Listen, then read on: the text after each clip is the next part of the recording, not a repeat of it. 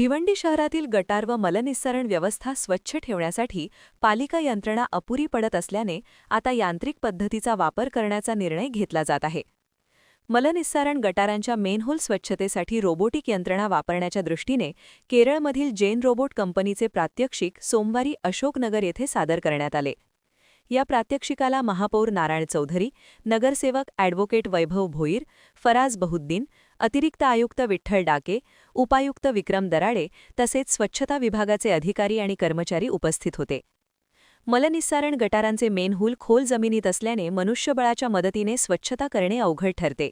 अशावेळी जीवितहानीचा धोका देखील निर्माण होतो. त्यामुळे रोबोटिक यंत्रणेचा वापर केल्यास मुख्य रस्त्यांसह अरुंद गल्लीबोळातील मेनहोल स्वच्छ करणे अधिक सोपे होणार आहे. ही जैन रोबोट यंत्रणा सुमारे 1,09,00,000 रुपये किमतीची असून ती पालिकेच्या ताफ्यात समाविष्ट करण्याबाबत प्रशासन आणि लोकप्रतिनिधी यांच्यासोबत चर्चा करून निर्णय घेतला जाईल, अशी माहिती महापौर नारायण चौधरी यांनी दिली. आम्ही ट्रायल बेसिसवर केरळवरून गाडी मागवलेली आहे. आपले जे अंडरग्राउंड ड्रेनेज आहे ते साफ करण्यासाठी त्याचा हे आम्ही डेमो आज दिलेला आहे या लोकांनी.